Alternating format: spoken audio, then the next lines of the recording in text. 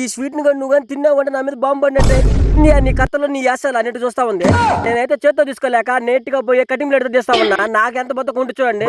Hi friends, ఈ రోజు matter ఏంటంటే నేనైతే ఏదో తింటున్నాను కదా మీరు అనుకోవచ్చు. ఈ రోజు ఏం లేదండి, నా పుట్టినరోజు లాగే ఉన్నదన్నమాట. ఎందుకంటే నా పుట్టినరోజు నా జీవితంలో ఎప్పుడు చేసుకోలేదు. నేను చేసుకోవాలని ఆనందంగా అనుకునే టయానికి ఆ రోజుకి నేను డ్యూటీలన్నా ఉంటాను, లేకపోతే పనికనే వెళ్ళుంటాను. నాకు తెలిసి మా మిడిల్ క్లాస్ వాళ్ళు ఇలాంటి పని చేసుకోవాలంటే చాలా అంటే చాలా కష్టం. నేను మిడిల్ క్లాస్ అనడానికి కూడా నా అర్హత లేదు. ఎందుకంటే నేను ప్యూర్ ఫ్యామిలీని. మా అమ్మ అయితే ఎప్పటి నుంచి ఒక మాట అంటుండేది, ఓయా నీ పుట్టినరోజు ఎప్పుడు ఒక్కసారి చేసుకుని ఆనందపడదావి అని చెప్పేది. ఓమ్యా ఇట్లాంటి ఆలోచన మనకు అవసరం ఉంటామే అని అనేది. మనలాంటి వాళ్ళకి ఆ భగవంతు ఇచ్చిన ఏదైనా గిఫ్ట్ ఉందంటే మా ఆయుష్ అనమాట. ఏ కీడు లేకుండా ఏ ఇబ్బంది లేకుండా కాపాడుకుంటున్నాడు. అంతకంటే ఇంకా ఏం కావాలి మే అని చెప్పాను. ఈ పుట్టినరోజు దేనికి అవన్నీ వ్యర్థమే అని చెప్పాను. చెప్పినా కూడా మా అమ్మకి అదే దిగులు ఉండిపోయింది. అందుకని ఎందుకని ఈ దిగులు అనేసి నీట్ గా కేవలం పోయేసి ఒక 10 రూపాయలు పెట్టి 2 కేకులు తెచ్చేసాను. కేకులు తెచ్చేసరికి మా అమ్మకి చూపించేసరికి ఓయా ఎంత సంతోషంగా ఉంది, నాకు కూడా ఒక కేక్ పెట్టి అని చెప్పింది. చెప్పాక నేనైతే ఒకటి బాధపడినాను, నీకైతే పెద్ద కేక్ తెచ్చాను, ఆ కేక్ తిను, ముందు పాలు పడితే మంచిదని చెప్పాను. మాకైతే ఈ చిన్న స్వీట్ కేక్ తెచ్చుకున్నాం అని చెప్పాను. తెచ్చిన కేక్ ఎలా ఉందో ఏందనేసి నేనైతే ఓపెన్ చేసి చూస్తా ఉన్నా. ఇంతలో మా అమ్మ వచ్చి, మామ ఎప్పుడెప్పుడు ఓపెన్ చేస్తామో తినాలన్నట్టుగా సుజన చూస్తా ఉంది. ఇంకా చివరి చూస్తే అట్టగా తత్తుకునేసింది. ఇంకా నా పుట్టినరోజు నాయనో అనుకుంటే తింటా ఉన్నా.